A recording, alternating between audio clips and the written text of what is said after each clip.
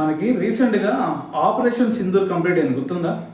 So దాంట్లో చూసుకుంటే పాకిస్తాన్ ఏం చెప్పేది, ఈ ఆపరేషన్ సింధూర్లో మేమే గెలిసాం అని చెప్పేసి వాళ్ళు డబ్బు కొట్టుకుంటూ ఉంటారు.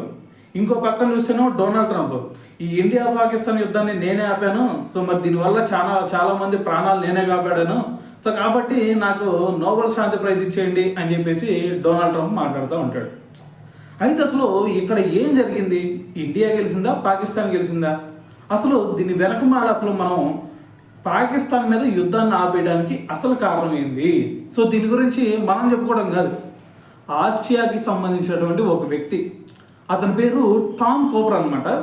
సో అతని స్పెషాలిటీ ఏంది భయ్యా అంటే, అతను మరి ప్రపంచంలో ఉన్నటువంటి అన్ని దేశాల్లో అసలు పవర్ఫుల్ మిలిటరీ ఏది, దాని తర్వాత మరి జరుగుతున్నటువంటి యుద్ధాలు ఏవైతే ఉన్నాయో మరి వాటిల్లో ఎవరు పై చేసి సాధించారు, సో మరి అసలు వీటిల్లో కూడా పవర్ఫుల్ కంట్రీ ఏది, సో వీటన్నిటి గురించి డీప్గా ఎగ్జామిన్ చేస్తూ ఉంటాడు అనమాట. సో మరి ఈ విధంగా స్టడీ చేసి అతను చాలా ఆర్టికల్ రాశాడు, చాలా బుక్స్ కూడా రాశాడు అనమాట. అయితే అతను ఒక బోల్డ్ స్టేట్మెంట్ ఇచ్చాడు. ఏంది, ఒక ఇంటర్వ్యూ ఇస్తూ అతను ఒకటి చెప్పాడు, ఒరే బాబు అసలు మొన్న ఏది ఆపరేషన్ సింధూర్లో ఏదో పాకిస్తాన్ మేం గెలిచాం అని చెప్పేసి చెప్పుకుంటుంది, కానీ మరి దీని వెనకమాల ఉన్నటువంటి అసలు రీజన్ కనుక మీకు తెలిసిందే అంటే ఖచ్చితంగా ఇండియాని అప్రిషియేట్ చేసి తీరకుండా ఉండరు అని చెప్పేసి ఒక బోల్డ్ స్టేట్మెంట్ ఇచ్చేసాడు అఫీషియల్గా. అయితే అతను ఏమంటున్నాడో తెలుసా? ఫస్ట్ మీ అందరికి బాగా తెలుసు, మరి ఎప్పుడైతే వాళ్ళు ఉగ్రదాడి జరిపారో దాని తర్వాత ఆపరేషన్ సింధూర్తో మనం ఏం చేసాము, వాళ్ళ ఉగ్రవాద స్థావరాలు ఏవైతే ఉంటాయో వాటన్నిటిని కూడా ధ్వంసం చేసాం. సో దాని తర్వాత చూసుకుంటే దాదాపు ఒక 9 వాళ్ళ ఎయిర్ బేస్ను కూడా ధ్వంసం చేసినటువంటి సందర్భం కూడా మనం చూసాం. అయితే మరి దీని గురించి మరి ఉగ్రవాద స్థావరాలన్నింటినీ కూడా ధ్వంసం చేసాం, ఎందుకంటే వాళ్ళ ఉగ్రవాదులు మన వాళ్ళ మీద అటాక్ చేశారు కాబట్టి మరి ఆ స్థావరాలన్నింటినీ కూడా ధ్వంసం చేసాం, వాళ్ళకి భయం పుట్టించాం. అయితే మరి ఇక్కడ ఇంకో డౌట్ మీకు వచ్చి ఉండొచ్చు, సరే భయ్యా మరి అది ఓకే, మరి వాళ్ళ ఎయిర్ బేస్లను ఎందుకు ధ్వంసం చేశారు అనే డౌట్ మీకు వచ్చిందా? అయితే దానికి రీజన్ ఏంటి అంటే, ఫస్ట్ ఒకటి గుర్తుపెట్టుకోవాలి, పాకిస్తాన్ మరి ఎప్పుడైతే మనం వాళ్ళ మీద అటాక్ చేసామో వాళ్ళు కూడా కొన్ని మిసైల్తో మన మీద అటాక్ చేయడం జరిగింది. సో మరి ఆ మిసైల్ని మనం ఏం చేసాము, గాల్లో ఎత్తే గాల్లోనే కలిపేసాం వాళ్ళ మిసైల్ అన్నింటిని కూడా.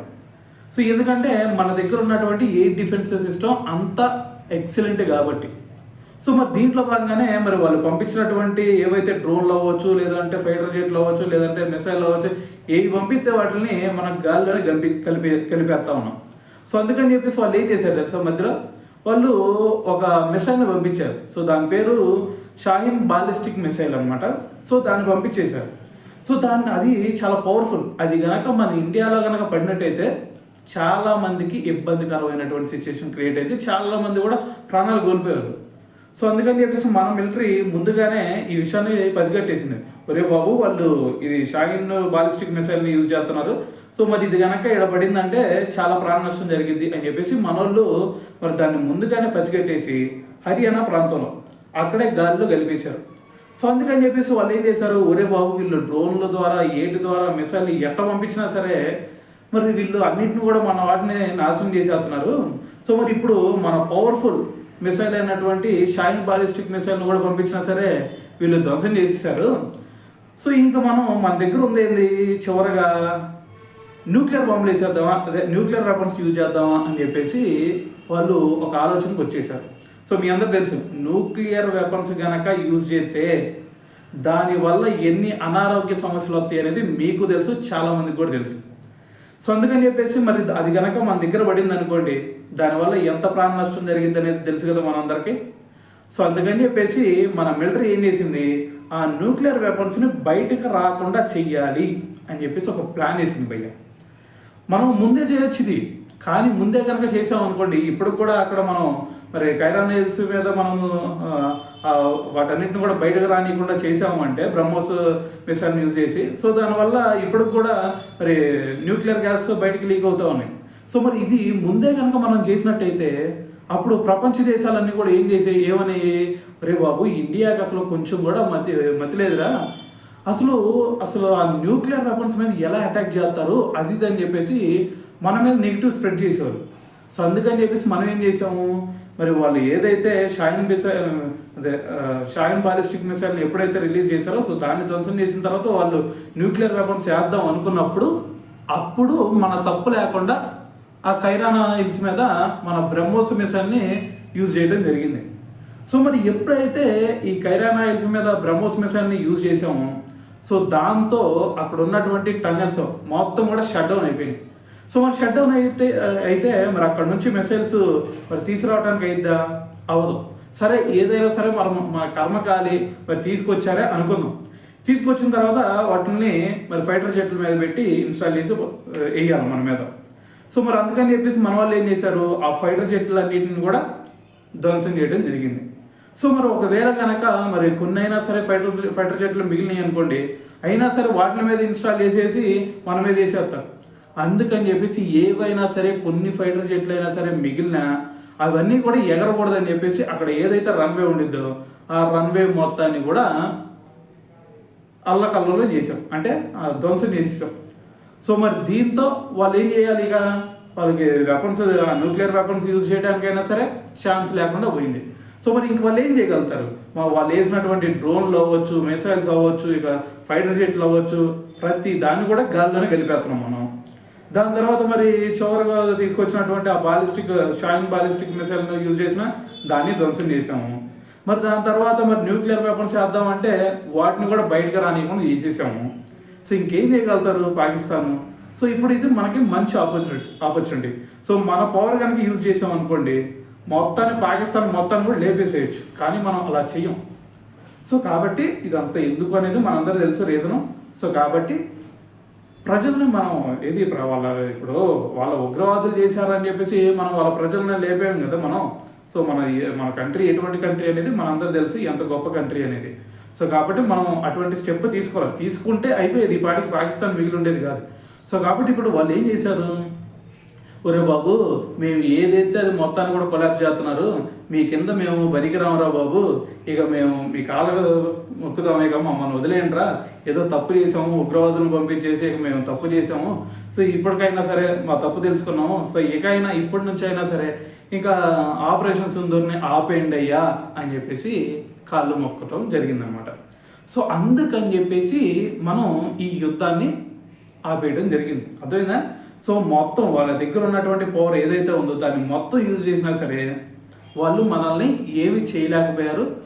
సో దానికి కారణం ఏంటి అంటే మన ఎయిర్ డిఫెన్స్ సిస్టమ్ మంచిగా పనిచేయడం, దాని తర్వాత మనం ఎంత పవర్ఫుల్ మిలిటరీ సిస్టమ్ మనకు ఉంది అనేది కూడా దీనికి ఒక నిదర్శనం అనేది చెప్పాలి. అయితే మీరు అందరూ అనుకోవచ్చు, ఏంది భయ్య ఆపరేషన్ సింధూరు అది పాకిస్తాన్ మీద, పాకిస్తాన్ అంటే చిన్న కంట్రీ, వాళ్ళ మీద మనం గెలిచేది ఏంది భయ్య అని చెప్పేసి నువ్వు అనొచ్చు.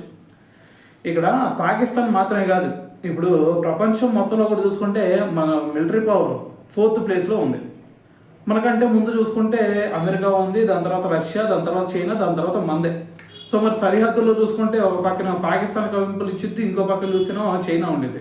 అయితే మీరు అందరూ అనొచ్చు, భయ్యా మరి చైనాతో గనక మనకి యుద్ధం ఈ విధంగా వస్తే మరి అప్పుడు వాళ్ళు పవర్ఫుల్ అంటున్నావు కదా, మరి వాళ్ళు మన మీద అటాక్ చేసేసి మరి మనల్ని ఏదన్నా సరే ఇబ్బంది పెట్టే ఛాన్స్ ఉందా అంటే మీరు ఒక విషయం గుర్తుపెట్టుకోవాలి. ఇక్కడ ఎంత పవర్ఫుల్ అనేది కాదు మ్యాటర్, ఎంత మంచిగా టాక్టిక్ యూజ్ చేసి మనం వాళ్ళ మీద యుద్ధం చేస్తున్నాం అనేది ఇక్కడ మెయిన్ ఇంపార్టెంట్ అనమాట.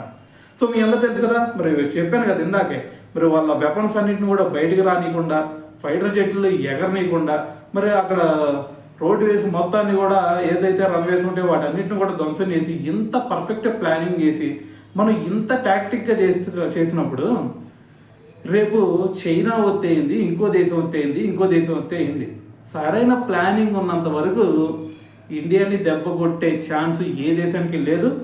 సో కాబట్టి మనం ఎవరికి ప్రస్తుతానికైతే భయపడాల్సిన అవసరమే లేదనే చెప్పాలి. సో కాబట్టి మరి ఓవరాల్గా చూసుకుంటే మరి ఇక్కడ ఇంకో విషయం మీకు తెలియాలి, మరి ఇదంతా కూడా టామ్ కోపర్ చెప్పాడు భయ్యా. మరి మన భారతదేశం మన మిలిటరీ ఏం చెప్తుంది అంటే, మన మిలిటరీ ఏం చెప్పింది తెలుసా, మేము ఆ ఉగ్రవాద స్థావరాలన్నింటిని మాత్రమే ధ్వంసం చేసాము, ఆ ఎయిర్ బేస్లను మేము ధ్వంసం చేయలేదు అని చెప్పేసి మన మిలిటరీ చెప్పింది. అదేంది భయ్యా, మరి నువ్వేమో ఇప్పుడు దాకా ఇదంతా చెప్పావు, మరి మన మిలిటరీ ఏంది ఆ విధంగా చెప్తుంది అని చెప్పేసి నీకు డౌట్ రావచ్చు. అయితే ఇక్కడ మ్యాటర్ ఏంటంటే, ఇప్పుడు ఎప్పుడైనా సరే ఒక గొప్పోడు ఏం చెప్పుకుంటాడు, ఒరే నా దగ్గర ఏమి లేదురా, నేను ఏం చేయలేదురా అని చెప్పేసి చెప్పుకుంటూ ఉంటాడు. ఎందుకంటే రేపు మన దగ్గర ఎంత పవర్ ఉంది, మేము ఇదంతా చేసేసాము, మా మీదకి ఎవడు వచ్చినా సరే ఏదైనా చేసేస్తాం అని చెప్పేసి మన గురించి మనమే చెప్పుకున్నాం అనుకోండి, రేపు వాడు మన మీదకి వచ్చేటప్పుడు ప్లానింగ్ చేసుకుని వస్తాడు. రే వాడి దగ్గర ఇదంతా ఉందంటరా, సో కాబట్టి మనం ఇది వేసామంటే వాడు అటాక్ అయినా సరే దీన్ని తిప్పికొట్టేస్తాడు, సో కాబట్టి ఈ ప్లానింగ్ కాకుండా ఇంకో ప్లానింగ్తో వద్దాం అని చెప్పేసి వాడు ముందు ప్లాన్ వేసుకొని వస్తాడు. అలా కాకుండా మనం ఒక వీకర్ కంట్రీ అని చెప్పేసి మనం కనుక క్రియేట్ చేసుకోగలిగామంటే రేపు వాడు వచ్చేటప్పుడు మన మీదకి యుద్ధంకి వచ్చినా సరే మనం ఒకేసారి అటాక్ చేసినప్పుడు వాడు సర్ప్రైజ్ అవుతాడు, షాక్ అవుతాడు.